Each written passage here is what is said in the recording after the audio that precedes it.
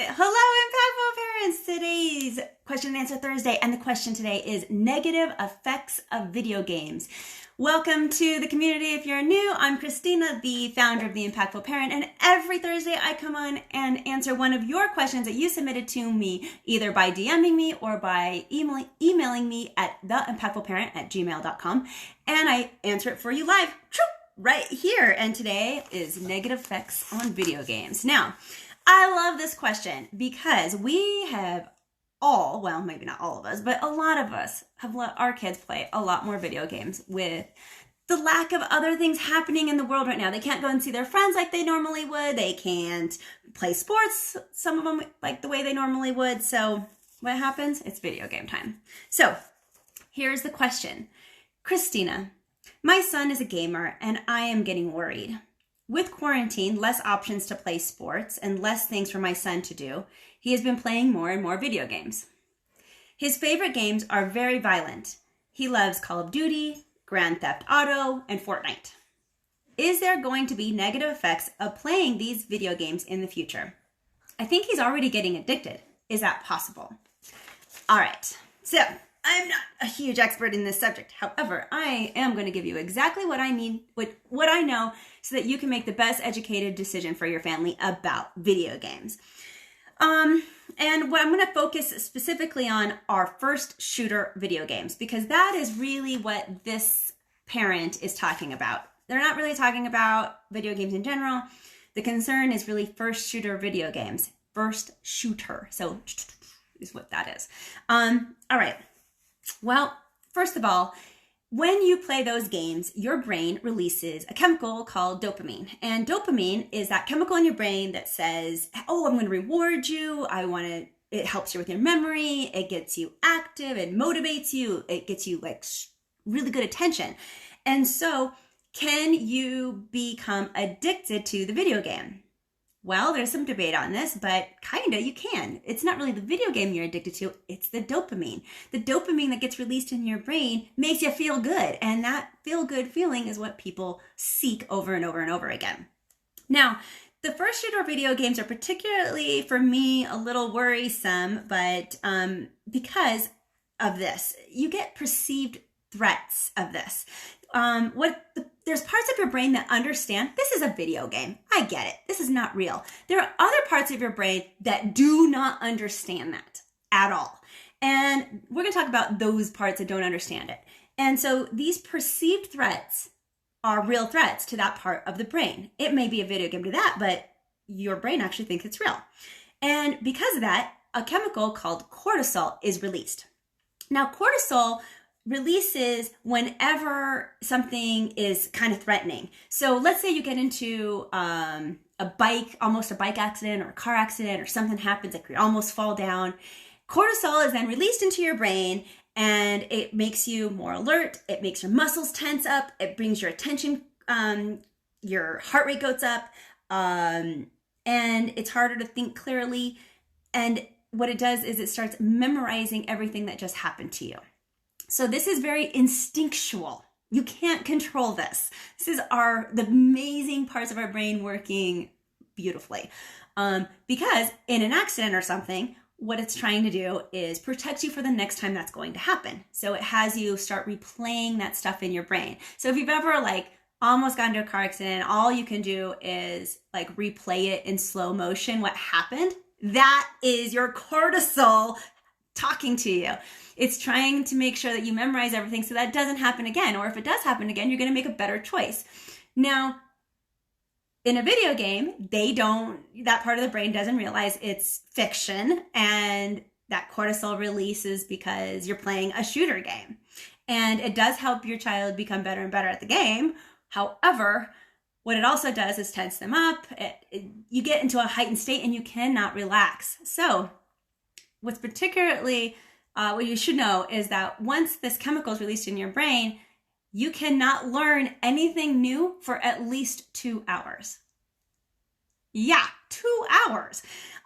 Because your brain is trying to replay and memorize all the things that just happened to you. So if you're going to have your child do some homework, they need to do the homework before they play video game. This first first shooter video games, because otherwise they're going to be an uphill battle trying to learn anything after the game is done for at least 2 hours. Now, could they do it? Yeah, they could probably get some work done, but the whole learning process would then be uphill battle. You don't want that. So it puts them into like this survival mode when this cortisol releases. And with that, because it's such a stimulant, it decreases their sleep, it increases depression. There's a lot of things that this particular chemical will do to your brain. Now, let's talk a little bit about the lights itself. So there's blue light, and a lot of us know about blue light. Blue light wakes you up. It blocks the melatonin, and melatonin, again, is another chemical that our brain releases to relax us and lets us go to sleep. And blue light actually blocks all of that. So you can't see because I have these fake glasses on, but I actually have real glasses. See? These glasses I wear all the time when I'm looking at screens, because that's where they come from. They come from all kinds of screen, the blue lights. And that makes them, again, not be able to sleep. It disrupts their REM sleep also, that more deeper sleep. And the yellow light from electronics or TV is fine. But with video games, lots of flashing lights, lots of action happening. Those are all stimulants, and the stimulants wake you up. It's like going to Disneyland or Target. They're actually constructed in certain ways to stimulate our brain. So when you walk into a Target, because of the red and the lighting, it actually wakes us up, stimulates us, and that's why people liked going to Target. It's amazing how they do that. The companies, that's very smart of them. But it does stimulate your brain. You can't go to bed. So maybe the video game is doing the same thing to your child. With that, then I recommend that you stop video games at least an hour, or any kind of screen, actually, any screen time at least an hour before bedtime, so that the melatonin can reproduce and help you go to bed. Now, I'm going to bring up one last subject, and that is, do violent video games train our kids to kill? Because I get this question quite a lot. And we're talking about these first shooter video games and want to bring it up. Of course, it's a controversial subject, and I'm not an expert in this particular area, but this is what I know. First shooter video games do desensitize your child from natural emotional hesitations. That means that it is in our nature as humans not to want to kill other people, not to want to hurt other people. But when you play a first shooter video game and you're shooting people over and killing them over and over and over and over again, and your parts of your brain don't realize that it's fake, you are desensitizing yourself to be able to do that more. So now, am I saying your kid's going to go off and do something horrible, like shoot somebody? No, not necessarily. But what it can do is that it could socially desensitize them too. These kids that play long hours of video games of these, and for long periods of time, sometimes they have relationship issues. And there's a lack of empathy with these children who start early and play long time. To me, that's scary. Empathy is a wonderful human trait. And one thing that kids don't realize is that the military that, does train for self-defense and to do these certain things, the video games don't have the same kind of structure and discipline and all the things that the military can provide, which is all good. The video game is just a video game. So they're getting the same kind of desensitization, but without any of the structure and all of the support that comes behind it. So that's the scary part for me. I'm going to leave you with 4 suggestions on what to do about this for this parent. So thank you again for submitting this question. It's very interesting. Number 1, ask yourself and your child, why do you like playing these first shooter video games so much? Because if it's just that they're bored, perhaps you can shift that to a different activity or a different kind of video game. Or are they craving that sensory input that the first shooter video game is giving them?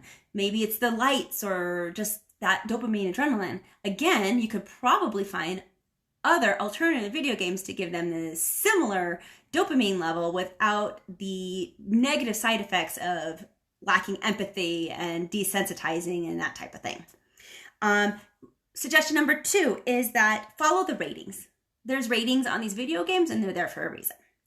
Suggestion number 3 is enforce limits. These side effects happen when children play these games for extended periods of time over and over again. So if you limit the amount of time that they can play these video games, then you will also limit the side effects. And number 4 is you know your kid more than anybody else in the whole world. And let's face it, everybody's different. This is why there's no black and white answers in parenting. So you have to know your kid more than that, like to make the best decision for them. Some kids are a lot more sensitive than other kids. Some kids can do this and they'll be fine. Other kids, no, they can't watch hardly anything without crying. So know your child and know what is best for them. And then you can make, hopefully, a better educated decision. And that's what I'm hoping I did for you today, that you can make a better decision for you and your family by knowing some of the facts of what I know these first shooter video games do to the brain. So thank you guys for everything. If you have a question for me next week, please submit it. Do it. Email me at theumpackfulparent@gmail.com, or you can just DM me. We'll see you guys next time.